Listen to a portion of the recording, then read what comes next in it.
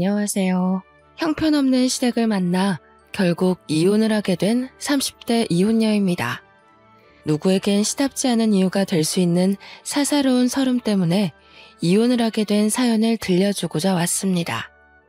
결혼을 하게 되면 원래 어느 집에서든 시댁과 친정 문제로 부부 사이에 트러블이 발생하는 건가요? 저희 부부만 그런 게 아니라 다 그런 건가요? 하소연이라도 해서 위안을 얻고 싶어 이렇게 라디오를 찾게 되었네요. 부부가 돼서 한 번도 다툼 없이 살아갈 수는 없다는 거 인정하지만 남편과 제가 서로에게 감정 상하는 것이 어째 우리만의 일이 아니라 자꾸 시댁과 친정이 걸려야만 없는 건지 모르겠습니다. 명절 또한 그래요. 제가 딸이었을 땐 마냥 즐겁기만 했던 명절이 며느리가 되니까 다이어트 기간이 되어버린 것처럼 그렇게 밥맛이 뚝 떨어지더라고요. 행복하고자 시작한 결혼인데 저는 살아온 세월 중 역대로 불행한 시간을 보내야만 했습니다. 제가 이혼하기까지 1년 조금 넘은 시간이었습니다. 시간이었죠. 그 짧은 시간조차 글로 남기려니 더 함축하고 줄여야 되더군요. 그래도 최대한 저의 경험을 살려서 들려드리도록 하겠습니다. 저는 남편과 결혼하기 전까지 남편을 잘 안다고 생각했습니다. 저희가 장기간 연애를 했는데 결혼 약속이 주변에게 알려졌을 때 주위에서 선 넘는 조언을 많이 하더라고요. 축하만 해주면 좋겠는데 자꾸만 연애와 결혼은 다르고 동거와 결혼은 다르다면서 결혼 신중하게 결정하는 건 맞냐고 수도 없이 묻더군요. 아줌마 아저씨 되는 직장 동료들이 특히나 그런 소리를 입에 담았습니다. 그때는 시모시부가 한 10대 명은 있는 기분이었어요. 그저 잘 알지도 못하면서 남의 인생사 함부로 말하는 잔소리로 들렸다는 거죠. 말 그대로 제가 남편과의 결혼을 선택한 건 결혼이 10년의 연애의 종착지라고 생각하기도 했고 나이 35살에 또다시 다른 남자를 만나 연애의 과정을 거쳐 결혼까지 도달하기엔 너무 늙었다고 생각했기 때문이었습니다. 그런데 그렇게 얼렁뚱땅 결혼을 한번 갔다 오고 나니 결혼에는 나이가 중요한 것이 아니라는 걸 지금에서야 깨닫고 있네요. 남편과는 제 첫 직장에서 만나 이어져 온 인연입니다. 남편은 첫인상부터가 순둥순둥한 스타일에 약간 자기 취미에만 푹 빠져 사는 괴짜 느낌이 강한 남자였어요. 그래서 주위에 친구가 별로 없었고 남편과 어울려주는 사람도 굳이 업무 얘기 아니면 다가가질 않더군요. 저는 그런 점이 오히려 마음에 들었습니다. 제가 대학 때 바람둥이 남자친구를 만나는 바람에 그 뒤로 여자인 친구가 없는 사람들만 만나기로 다짐했었거든요. 하필 그 시기에 제 눈에 들어온 사람이 바로 남편이었던 거죠. 다른 동료들은 남편이 사회성이 부족해서 사람들과 어울리기 힘든 성격이라고 했지만 저는 그렇게 보지 않았습니다. 제가 말을 하는 걸 좋아하기 때문에 주로 남편에게 제가 먼저 말을 걸면 남편이 대답을 잘해줬어요. 저는 그런 심심찮은 대화 사이에서 남편의 은근한 개그 포인트를 느꼈는데 그래서 완전한 호감으로 마음을 열었던 것 같습니다. 제가 먼저 대시를 해서 이어진 만남이었고 연애 기간 내내 제 기대와 같이 남편은 주위에 여자 없이 저랑만 어울리는 남자친구가 되어주었어요. 10년의 연애 끝에 결혼을 하게 되었을 시점 제가 남편을 개과천선시켰다고 해도 과언이 아니었는데요. 운두년 같던 사람이 저와 연애를 하면서부터 점차 사람들과 잘 어울리게 된 것도 신뢰받는 팀장으로 승진된 것도 상대의 감정을 살피고 적당한 배려를 하게 된 것도 전부 제가 남편을 그렇게 변화시켜 놓은 거였습니다. 원래 남편을 알던 사람들은 남편의 변한 모습을 신기했고 남편은 어딜 가나 여자친구 잘 만났다는 소리를 들었죠. 결혼 신중하게 하라는 소리를 잔뜩 들은 저와는 다르게 말입니다. 남편의 청혼으로 결혼을 하게 된 저는 그야말로 나름 성공적인 결혼을 했다고 생각했습니다. 제가 남편을 변화시켰다고 했잖아요. 그것에 대한 자만이 너무 컸던 탓에 저는 남편에 대해 모르는 것이 없다고 생각했고, 남편을 충분히 제 손맛대로 주무르며 현명하게 잘 살아갈 수 있다고 봤었죠. 그때만 해도 제게 남편이란 존재는 결혼을 해도 괜찮은 수준이 아니라 이 남자 아니면 더 이상 내 결혼은 없다라고 생각했을 정도였습니다. 그리고 결혼을 한다고 하더라도 10년을 연애했는데 뭐가 크게 달라지겠어요. 같은 지붕 아래 살게 되었다는 것만 다르지 연애하던 때와 차이가 없을 거라고 확신했습니다. 그렇게 결혼을 하고 첫 명절이 다가온 시기에 저는 주위 사람들이 왜 그렇게 연애와 결혼이 다르다고 했는지 아주 제대로 느끼게 되었는데요. 왜 명절 때마다 뉴스에 명절 증후군 소식이 여기저기 들려오는지 알 수 있었습니다. 결혼을 하고 첫 설날이 다가오던 때에 저는 남편의 낯선 모습을 마주했어요. 이번 명절에 우리 식구 다 같이 태국 여행 가기로 했어. 장모님한테 이번 명절 방문 못한다고 말씀드려야 될 것 같아. 어? 갑자기 무슨 여행? 나한테 그런 말 없었잖아. 아니, 안 돼. 우리 엄마는 혼자야. 친척들도 다 서울에 살아서 엄마 들여다봐줄 사람도 없단 말이야. 내가 가야 돼. 다음 명절 있잖아. 그때 종일 친정에 있어주면 되지. 이 여행회사 상여금이랑 명절 보너스 덕분에 가는 거라서 이미 호텔까지 싹 다 예약 끝났단 말이야.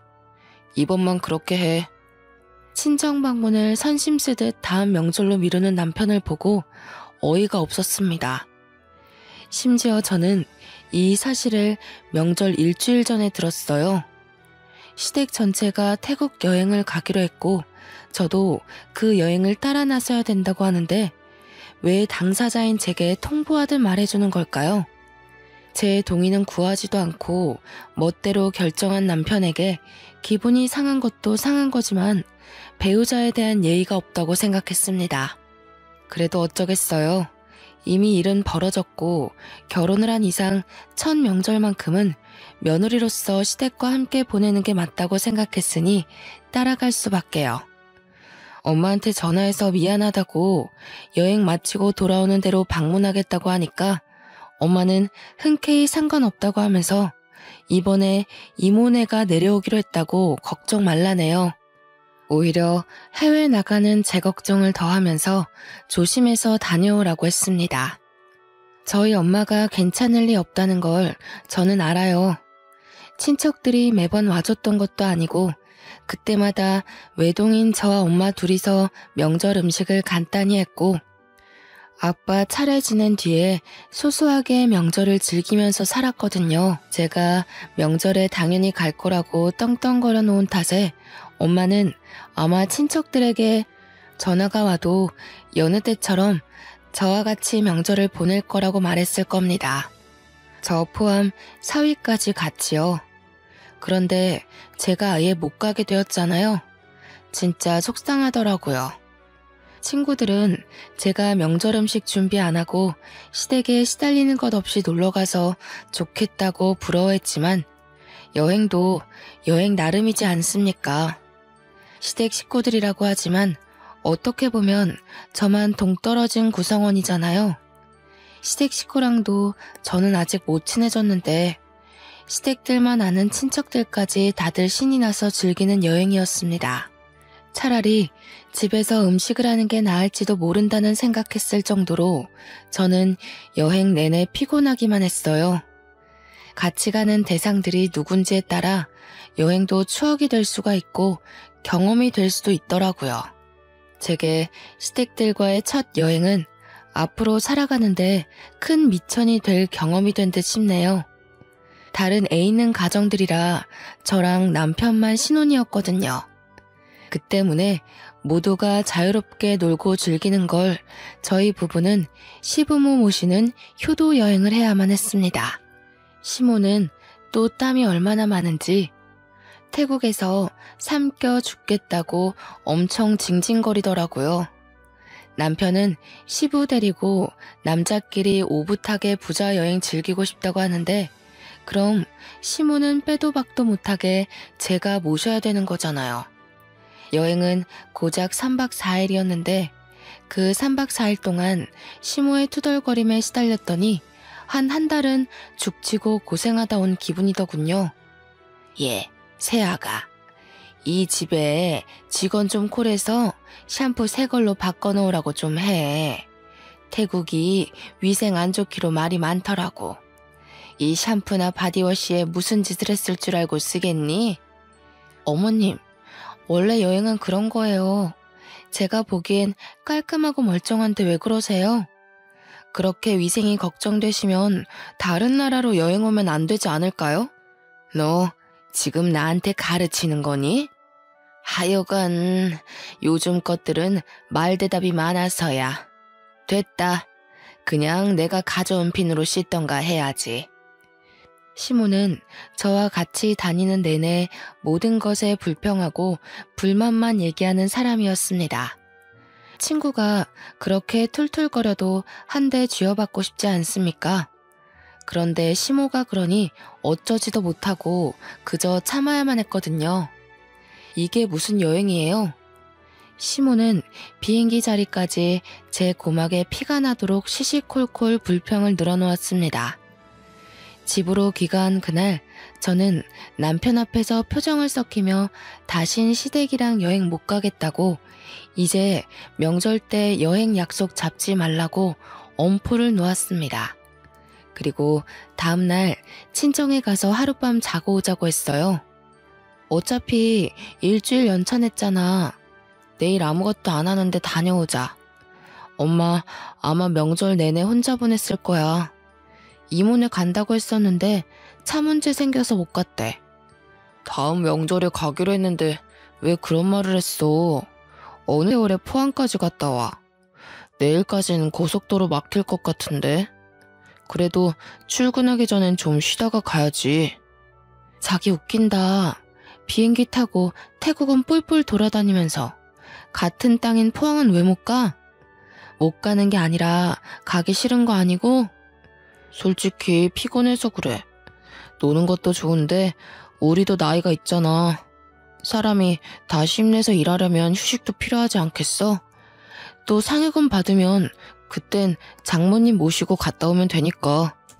제 말을 듣는 둥 마는 둥 하면서 피곤하다고 사우나 다녀오겠다는 남편은 끝까지 친정 가겠다는 말에 확신을 안 주고 나가버렸습니다. 더럽고 치사해서 더 말하기 싫을 만큼 서운함을 느꼈어요. 한국으로 귀국하기 전 친정엄마한테 다음날 간다고 미리 말도 해놨었거든요. 엄마를 2번 실망시킬 수도 없고 실망 주고 싶지 않았던 저는 결국 저 혼자라도 가야겠다고 생각을 했습니다. 다음날 아침부터 친정 가려고 짐을 싸고 있는데 남편이 저더러 어디 가냐고 묻는 겁니다. 처음으로 남편의 목소리가 듣기 싫더라고요.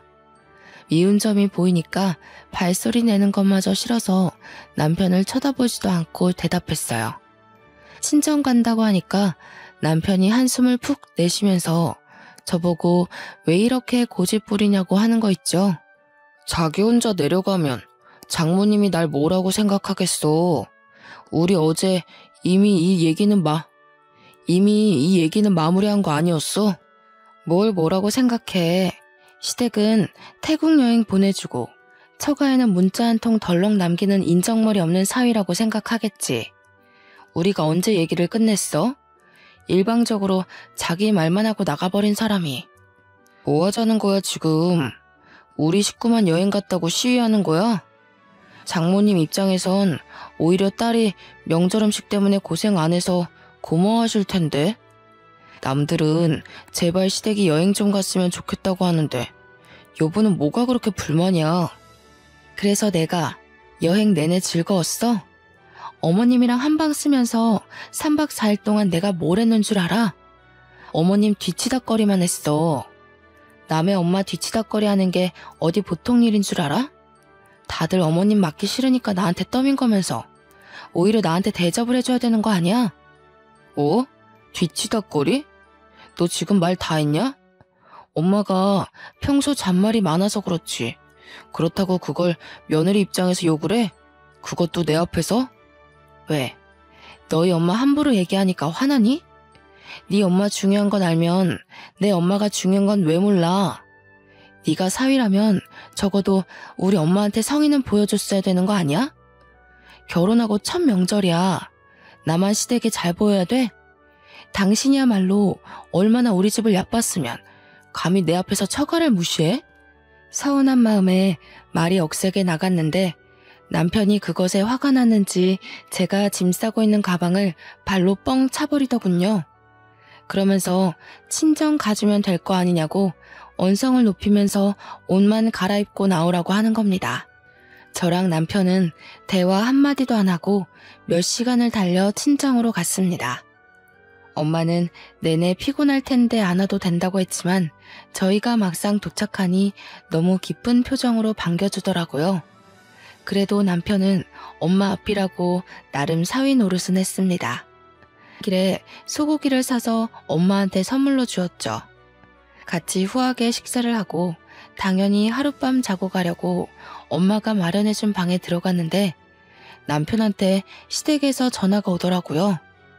옆에 있던 저는 방 안이 조용하니까 통화를 다 들을 수 있었습니다. 내가 못 산다. 그래서 그 먼 거리를 갔단 말이야? 새아기는 생각이 있는 거니 없는 거니? 해외에서 많은 식구들 인도하느라 애쓴 너를 기어이 끌고 나간 거냐? 당장 새아기 바꿔봐라. 그냥 남편이 알아서 해결했으면 좋겠다고 생각했는데 남편은 꼬박 제게 전화를 넘기더라고요. 여보세요 한마디 하자마자 시모의 카랑카랑한 목소리가 울렸고 이미 남편 통화할 때 엿들었던 내용을 고스란히 다시 들었습니다. 저는 당연히 명절이니까 내 부모님을 찾은 건데 그게 이렇게 욕까지 먹어가면서 스트레스 받고 죄지는 기분을 느껴야 하는 건지 순간 서럽더라고요. 시모가 잔소리 끝나고 알겠냐고 재차 확인하는 말에 저는 화가 나고 눈물 나고 짜증나서 대답도 안 하고 냅다 끊어버렸습니다. 그렇게 집으로 돌아갔는데 남편이 시댁에서 저를 불렀다고 저녁에 같이 시댁에 가자는 거 아니겠어요? 싫다고 했더니 남편이 자기 부모님이 마음 상했다는 걸 구구절절 설명하는데 속이 꽉 막히는 것 같고 더는 듣기 싫었습니다. 그래서 남편 말도 무시하고 시댁을 나몰라라 했더니 한동안 잠잠하다가 어느 날 퇴근하고 귀가했는데 시모가 신혼집에 떡하니 앉아 기다리고 있지 뭡니까. 저를 보는 눈빛이 곱지 않길래 그 눈만 봐도 피곤하고 숨이 막히더군요. 다른 집 며느리들은 음식하기 싫어서 일부러라도 시댁 여행 보내주고 그러는데 넌 뭐가 불만이라서 우리 아들을 구워 삶았니? 내 말 듣기 싫다고 전화기까지 팩 끊어버리고 물어보시니까 솔직하게 말씀드릴게요. 어머님도 아버님한테 시집 가신 거잖아요. 아버님이 어머님 친정은 찾지도 않고 시댁만 챙기면 서운하지 않겠어요? 아버님은 사위 노릇 안 하면서 어머님한테 며느리 노릇 강요한 적 정말 없었어요? 어머님도 시댁살이 겪어봐서 알 거 아니에요? 솔직히 다 여자들 기싸움 때문에 생긴 문화잖아요. 제 말에 시모는 잠깐 흠칫하는 것 같았습니다. 하긴 시부 성격이 꽤 가부장적이던데 차별을 안 당했을 리 없었을 겁니다. 그럼에도 금세 표정 관리하던 시모는 저한테 떳떳하게 주장하더군요. 남편이란 건 당연히 모셔야 되는 존재다. 나 때는 그게 당연했던 때였어. 그러니 내가 시댁 사람들한테 한 소리 듣는 것도 당연하다고 생각했어. 너처럼 불만 품고 대드는 짓은 안 했단 말이다. 내가 친히 걸음해서 경고했으니 앞으로 어찌하나 단단히 지켜볼 거야. 시모는 제게 또 다른 말대답을 들을까봐 자기 할 말만 줄줄줄 말을 하고 불이 나게 신혼집을 떠났습니다. 피곤한 상대 앞에서 자기 할 말만 하고 도망가 버리는 건 남편 하는 짓과 똑같더라고요. 제 결혼이 불행의 길을 걸을 수밖에 없다는 건 이때부터 눈치를 챘어야 했던 겁니다. 남편과 다툼을 해본 건 당시 명절이 처음이었는데요. 그전에는 웬만하면 저와 서로 맞춰주면서 지내온 사람이었는데 명절을 한번 겪고 나니 그 이후부터는 약간 자기 잘난 맛에 사는 인간으로 변해가는 거 아니겠어요? 같이 맞벌이하는 입장에서 집안일도 같이 했었는데 점차 집안일에는 손을 뗐고 월급 좀 올랐다고 여기저기 사람들한테 술 사는 자리까지 많아지더라고요. 원래는 사람들과도 잘 못 어울리는 괴짜라고 했지 않습니까?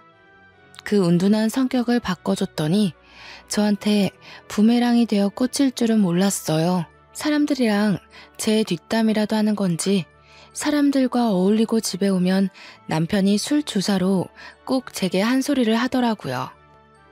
홍보팀에서 당신 보고 고집 좀 줄이래. 그런 마인드로는 기발한 아이디어 못 나온다고. 후배들 좀 그만 잡아. 후배들이 당신 얼마나 무서워하는지 모르지? 술만 마시면 저런 식으로 저에 대한 단점을 콕콕 집어냈습니다.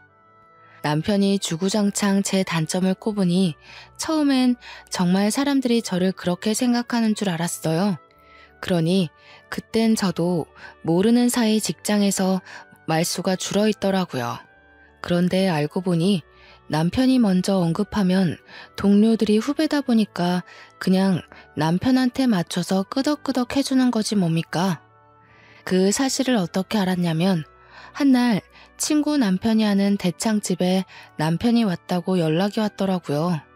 그땐 남편이 회식 있다고 말도 안 해줬던 때라서 저도 포기하고 그러려니 있었는데 친구 남편 말로는 남편이 제 흉을 엄청 본다고 하면서 제가 알아야 될 것 같아 연락을 했대요. 친구 남편 앞에서 너무 쪽팔리고 동네 창피했지만 그와 동시에 열이 확 올라서 결국 그 가게를 찾아갔습니다. 갔더니 남편 혼자서만 잔뜩 취해서 하하호호 웃으며 진짜 제 흉을 보고 있더라고요. 여자는 저처럼 성깔이 강하면 안 되고 고분고분해야 된다면서 그러면서 뒤이어 있는 말에 저는 끝내 그 자리를 끼어들고 말았습니다. 남편이 저랑 잠자리에 대한 것도 얘기를 꺼내는 거 아니겠어요? 아무리 술 취했다고 해도 할 말 못할 말은 구분해야죠. 구분 못할 정도로 마시면 그건 짐승이잖아요. 저는 친구 남편한테 술값 2배로 계산하겠다고 하고 술을 꺼내서 뚜껑을 땄습니다. 남편 머리 위에 2병이나 콸콸 쳐부어 버렸어요. 그제서야 동료 후배들은 저를 알아보고 인사를 했고 남편은 소리를 지르면서 허우적거리다가 나자빠졌네요. 다들 잘 보고 가서 꼭 소문 좀 내줘요. 김 팀장님이랑 회식했는데 배우자 흉 보다가 개꼴났다고요. 그리고 어디 가서 이런 사람 있으면 네 말이 맞다고 맞춰주지 마요. 그럼 이런 개자식이랑 같은 급으로 비춰지니깐. 그만 가봐도 좋다는 제 말에 동료 후배들은 후다닥 달아났습니다. 겨우 중심 잡고 일어난 남편은 저를 알아보더니 무작정 삿대질을 하더군요. 그걸 제가 다시 싸대기에 날려 넘어뜨렸어요. 이런 식으로 다른 사람 앞에서 개망신 당할 거면 내 얘기 좀 하지 말아줄래? 당신 와이프라는 거 숨기고 싶거든. 고작 이런 모습 보여주려고 나한테 청혼했니? 참 10년 연애 기간이 후회스럽다. 그날 남편은 필름이 끊겨서 잘 기억도 못했습니다. 저더러 혹시 회식 장소에 온 적 있냐길래 제가 그냥 나 몰라라 하면서 내뺐더니 그걸 그대로 믿더라고요. 그러면서 왜 직장에서 자기를 보는 시선이 이상한지 모르겠다고 예전에 왕따였을 때랑 같은 기분이 든다더군요. 남편 말로는 자기가 사회성 부족할 때 사람들이 자신을 멀리했던 당시가 떠오른다면서 기분이 나쁘다고 했어요. 남편도 자기가 왕따 당했을 때 나름 트라우마였나 봅니다. 남편 말대로 직장에선 남편 안 보는 데서 다들 남편 뒷담을 까고 난리가 났더라고요. 동료들이 저만 보면 결혼 실수했다고 동정표를 많이 던졌어요. 남편을 그 꼴로 만든 게 저라고 하더라도 그런 상황들이 그리 막 유쾌하진 않은 거 있죠. 10년이 후회스럽다가도 한편으론 같이 나눈 정이 있어서인지 속상하기도 했습니다. 그래도 내 남편인데 내 선에서만 해결할 걸 그랬나 싶었어요. 하지만 그마저도 의미 없는 잡이었을 뿐이었습니다. 결국 제 손으로 다시 남편을 끌어내리는 일이 터지고 말았는데요. 몇 달 전에 있었던 두 번째 명절 말입니다. 그 시기에 저는 남편과 완전 끝내기로 마음먹었어요. 설날에 시댁의 해외여행으로 제게 실망을 안겨줬던 남편은 제 경고도 잊고서 추석마저도 시댁 주도하에 제주도 여행을 예약해버린 겁니다. 그렇다는 말은 또 친정에 안 갈 거라는 뜻 아니겠습니까?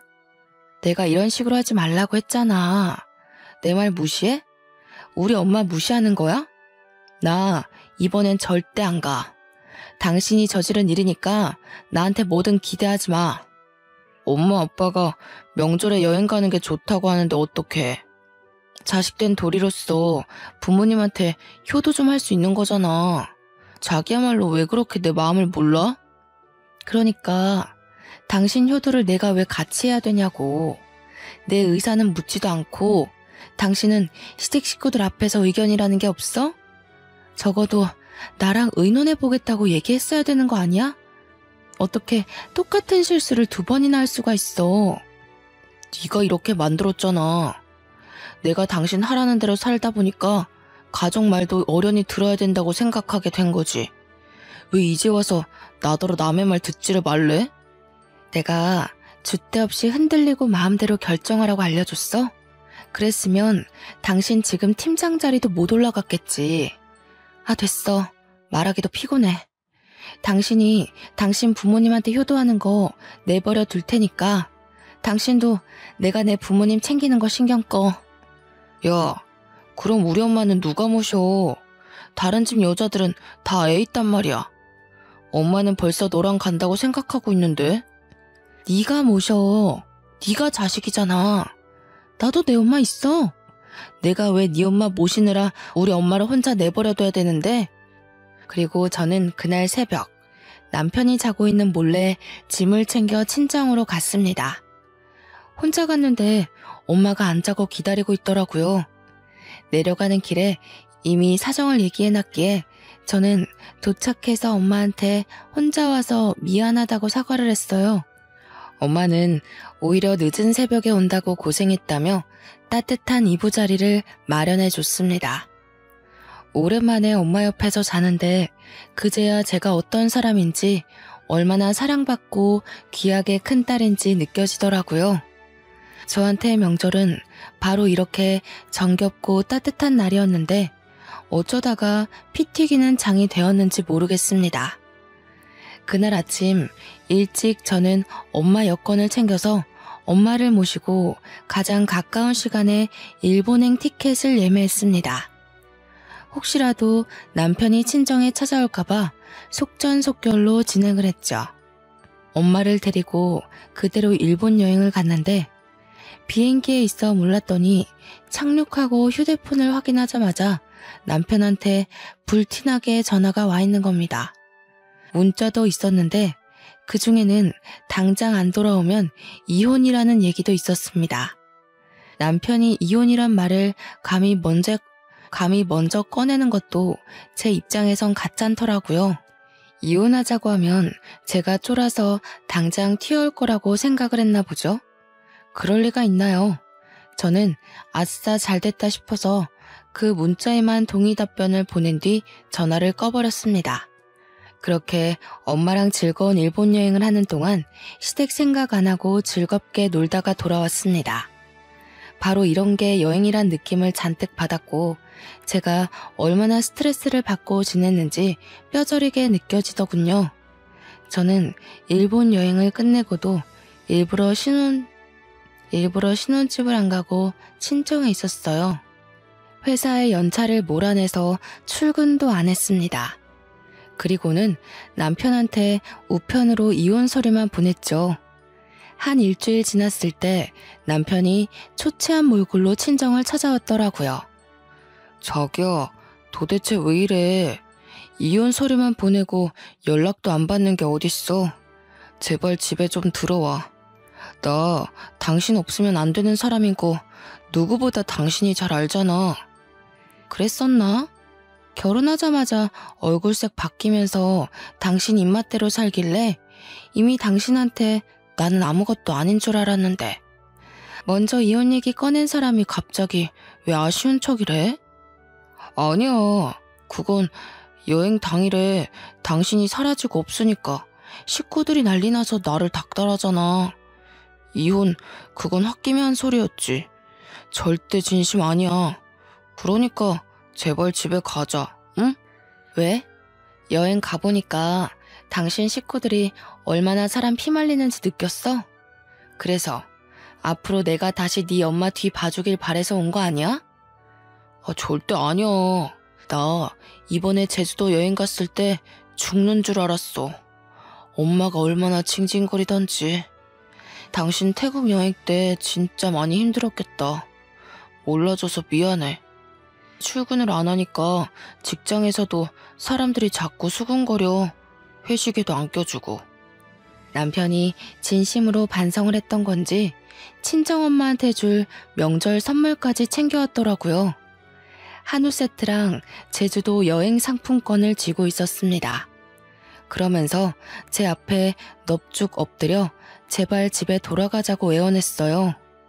자기를 데리고 살아줄 사람은 저밖에 없다면서 이혼만큼은 안 된다고 사정하더군요. 장모님, 제발 이 사람 좀 설득해주세요. 저 정말 이 사람 없이는 아무것도 못한단 말이에요. 저한테 이 사람이 얼마나 존경스러운 존재인지 장모님한테 말씀드렸잖아요. 기억나시죠? 기억나고 말고. 그런데 자네가 오죽 잘못했으면 우리 딸이 이렇게까지 나올까. 그래도 반성하는 마음이 갸륵하니 한 번쯤 용서해주는 것도 괜찮을 것 같은데 딸? 친정엄마는 남편이 시멘트 바닥에 무릎을 꿇고 있는 모습이 안쓰러웠나 봐요. 저한테 한 번만 눈 감아주자고 같이 설득하더라고요. 하지만 저는 남편이 반성하는 낌새를 보인다고 하더라도 이건 남편과 저만의 문제가 아니라고 생각했습니다. 남편의 생각이 이러한들 시댁의 입장과 다르다면 결국 쳇바퀴 돌듯 같은 짓을 반복하는 셈이잖아요. 저는 그 자리에서 남편한테 말했어요. 시모한테 전화해서 입장이 같다는 걸 증명하라고요. 그랬더니 남편이 아직 시모랑 얘기 안 해봤다고 하네요. 저는 오히려 잘 됐다고 봤죠. 남편이 시모랑 말 맞춰서 괜히 저를 꼬드겨서 다시 집안 식구로 들인다면 그건 그거대로 제가 또 한 번 상처를 받는 거잖아요. 그래서 제가 그 자리에서 시모한테 전화를 걸고 스피커폰으로 돌려 남편에게 줬습니다. 그런데 웃긴 게 뭔 줄 아세요? 시모가 제 전화를 기다렸다는 듯이 받았는데 받자마자 저한테 쌍욕을 하더라고요. 이런 썩을 년을 봤나. 내가 살다 너처럼 건방지고 제멋대로인 여자는 처음 봤다. 어떻게 명절에 시댁을 나 몰라라 하고 잠수를 탈 수가 있니? 우리 집안의 며느리가 되었으면 책임을 다하고 나를 모셨어야지. 감히 도망을 가? 내가 너 때문에 동네 창피해서 명절에 여행 다녀왔다는 소리도 못했어. 저는 이미 예상했던 시나리오였기에 그리 놀라지 않았는데 남편이 꽤 많이 당황했더라고요. 그런데 문제는 남편의 반응이 아니었다는 겁니다. 더 중요했던 사실은 그 자리에 우리 엄마도 같이 있었다는 거예요. 저를 하대하는 시모의 인성을 엄마가 똑똑히 들었지 뭡니까.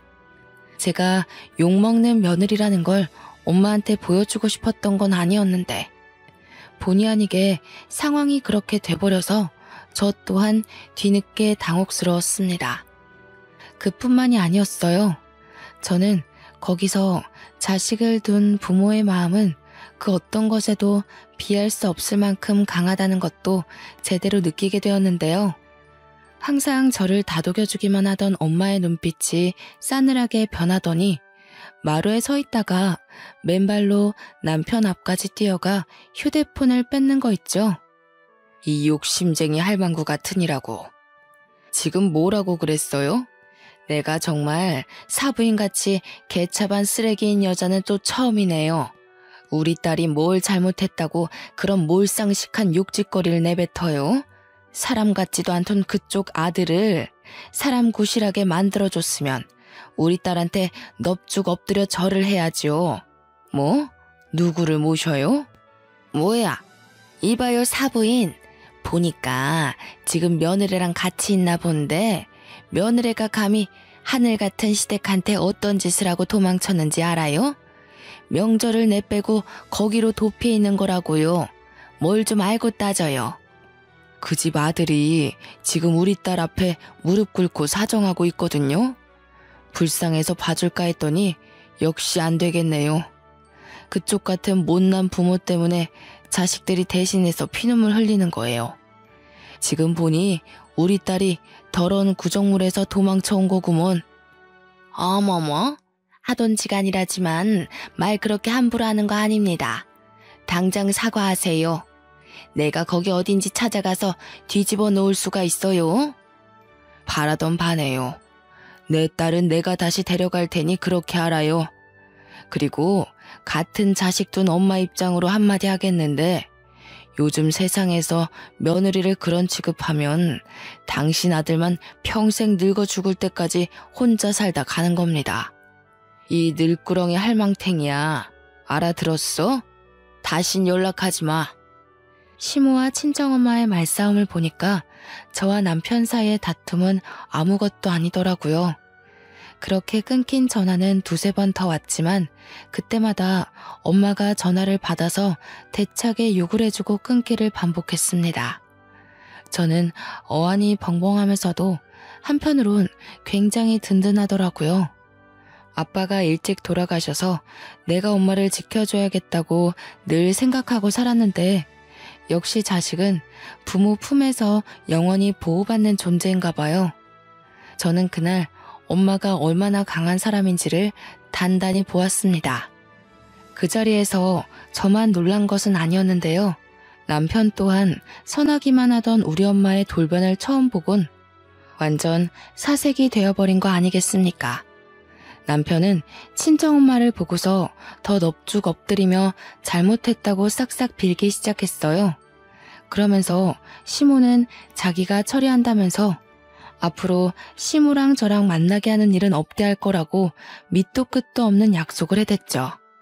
하지만 엄마는 이미 제가 시댁에서 어떤 취급을 받는지 들어버린 마당에 남편을 곱게 보지 못했습니다. 자네가 잘할 놈이었다면 진작에 우리 딸이 그런 취급 안 받도록 만들었겠지. 내 딸을 존경한다고 했었나? 그렇게 안 봤는데 정말 앞뒤 다른 놈이었구먼. 나 더 이상 자네한테 볼 일 없다. 내 피 같은 딸 헐뜯기라고 보낸 시집이 아니야. 엄마가 남편한테 삿대질하면서 집에서 가니 네 잘난 엄마 아빠를 원망하라고 쫓아보냈습니다. 저도 우리 엄마의 화난 모습을 처음 봤는데 남편은 얼마나 당황했을까요? 그렇게 쫓겨난 남편과는 무난히 이혼 절차를 밟았습니다. 제가 짐 챙기러 간다고 어쩔 수 없이 신혼집을 다시 방문했어야 했는데 그 기회를 놓치지 않고 남편이 다시 저를 붙잡더라고요. 어처구니 없는 건 남편이 이혼 조정 기간을 염두에 계속 제 마음을 설득하고자 하면서도 와중에 시모를 부른 거 아니겠습니까? 여태 제가 남편을 만들다시피 고쳐놨다지만 이 정도로 남에게 의지하는 사람인 줄은 몰랐어요. 제가 없으니 시모한테 얼마나 기대고 있었던 건지 시모한테 저를 설득해달라고 불렀더라고요. 그래, 사부인 건강은 좀 어떠니? 잘 계시고? 언제 한번 모시고 우리 집에 들리거라. 일이 이렇게 되는 바람에 내가 초대를 한번 못했네. 일정 맞춰서 사부인 좋아하는 식사로 대접할 테니 모셔와. 사부인이랑 합의 잘 보고 너희 뜻대로 살도록 해줄게. 그러니 이혼은 취소하거라. 아직도 처지를 모르시네요? 아쉬운 사람이 찾아가야지 우리 엄마가 왜 헛걸음을 하겠어요? 우리 엄마는 이대로 저랑 저 인간 관계가 끝나길 바라고 있어요. 아직도 이혼하면 제가 손해라고 보시나 봐요? 남 걱정할 때가 아닐 텐데요. 저 인간이 직급 승진할 수 있었던 거 다 제 덕이에요. 남편 말로는 시모가 사과하러 온다고 하길래 어떻게 사과를 하나 살짝 궁금했는데 사과는커녕 끝까지 자존심 안 굽히려고 고개 빳빳이 들고 있는 꼴을 보니 굳이 제가 용서할 필요는 없겠더라고요. 그렇게 저는 시댁이 채운 쇠고랑에서 완전히 벗어날 수 있었습니다. 전 남편이랑은 같은 회사니까 어쩔 수 없이 마주쳤는데요. 전 남편이 회사에서 저를 피해 다니더라고요. 삐친 건지 토라진 건지 그런 건 모르겠고 한 번씩 저한테 실수인 척 커피를 쏟는 거 아니겠어요? 유치한 보복인 거 알지만 그게 계속 반복되니까 화가 나대요. 그래서 저는 전 남편의 쓰레기 같았던 행동들을 동료들에게 그대로 소문내고 다녔습니다. 원래 그랬던 것처럼 또다시 사내에서 왕따 한번 실컷 당해보라는 뜻으로요. 소문이란 건 제가 적당한 화제거리만 던져줘도 알아서 발이 달려 널리 퍼지더라고요. 심지어 과장이 조금씩 더해지더니 최근에 우연히 들은 소문은 제가 알고 있는 전 남편 이미지보다 훨씬 더 개쓰레기가 되어 있었습니다. 처음엔 다들 제 의견을 들을 때면 전 남편이 그렇게까지 이기적이고 배우자의 소중함을 모르는 사람인 줄은 몰랐대요. 그래서 더 충격이라 소문이 더럽게 퍼졌나 봐요. 이제는 전 남편이 지나가기만 해도 사람들이 수군대기 바쁘거든요. 그러니까 사람은 살던 대로 살아야 된다고 간도 콩할 만한 사람이 감히 시댁을 앞세워서 와이프 무시하고 다니니까 천벌받는 거잖아요. 와이프 욕하는 게 자기 얼굴에 침 뱉는 건 줄도 모르고 신나게 했을 생각하니까 다시 돌이켜봐도 참 한심하네요.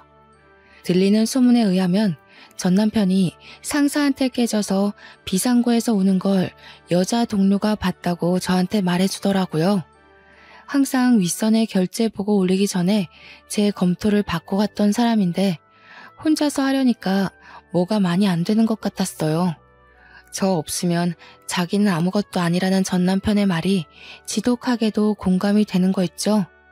소중한 줄 모르고 자기 사람이라며 저를 함부로 했으니 꼴 좋네요. 반대로 저는 오히려 결혼을 한 것이 손해였어요. 다들 저더러 전 남편과 왜 결혼하냐고 선 넘는 조언을 해줄 때 들어먹었어야 했다는 걸 이혼을 하고 나서야 깨달았습니다. 어른들의 말이 무조건 고지식하다는 건 틀린 말이에요. 어른 말 들으면 자다가도 떡이 생긴다는 거. 그거 모른 척 외면하고 결혼을 진행시켰다가 제가 눈물나게 혼쭐났잖아요. 시댁이 아무리 잘나면 뭐합니까? 제가 소중히 여기고 사랑하는 친정을 감히 무시하고 깔보는 시댁이라면 당연히 없는 게 낫죠. 이혼을 하고 난 뒤에야 더 상쾌한 날을 보내고 있는 저는 나이 때문에 결혼해야만 한다는 압박에 스스로를 가두지 않고 자유롭게 마음을 열고서 인연을 만나는 중입니다. 새로운 인연이 닿다 보면 언젠가 제게 알맞은 남자가 나타나지 않을까 기대도 하고 있어요. 대신 다시는 사람을 고쳐 쓰진 않고 있는 그대로의 인품을 보겠다고 다짐을 하면서요. 전 남편과 10년을 만났으니 과거를 되돌아볼 때마다 어쩔 수 없이 전 남편을 떠올려야 할 거예요. 세월 앞에 장사 없는 거 아는데 세월도 뼈아픈 경험을 잊게는 못해주는 것 같아요. 세월 헛되어 보냈다는 생각도 들지만 그래도 한편으론 정말 귀한 경험을 하지 않았나 싶습니다. 전 남편 같은 사람 덕분에 만남의 기간이 사람과의 관계의 필수적인 요인은 아니라는 걸 깨우쳤잖아요. 늦은 나이에 결혼했기 때문에 그만큼 사람을 잘 알고 결혼했다고 생각했는데 사람이란 건 어쩔 수 없이 실수를 할 수밖에 없는 존재라는 것도 알았어요. 세상에 완벽한 사람은 없고 저 또한 미숙한 성인일 뿐이라는 것도요. 제 나이가 40, 50이 되면 어떻습니까? 더 이상은 나이에 쫓겨서 제 인생을 버리는 식으로 결혼을 하고 싶진 않네요. 주변인의 눈치에 줏대 없이 흔들리는 것도 문제지만 저처럼 주변이 조언을 잔소리로 듣고 귀를 닫아버리는 것 또한 문제가 아닌가 싶습니다. 저도 이번 계기에 제 자신의 헐랭이 같았던 태도를 좀 되돌아볼 수 있었어요. 제 자신을 위해서라도 필요한 조언을 걸러 들을 수 있는 길을 길러야겠다고요. 여러분들은 어떠신가요? 주변인 말 안 듣고 내 입장 밀고 나갔다가 실패를 하신 적은 없나요? 저보다 더 훌륭한 경험을 하신 분들 많을 거라 생각합니다. 그 모든 것들이 청취자분들의 발목을 잡는 게 아니라 미천이 되는 경험이었으면 좋겠네요. 제가 준비한 사연은 여기까지입니다. 비록 제 사연의 결말은 이혼이지만 제겐 이혼녀라는 것이 꼬리표가 아니라 삶의 고충을 이겨냈다는 머리표라는 것을 자랑스럽게 말씀드리고 싶어요. 긴 사연이었습니다. 들어주셔서 너무 감사합니다.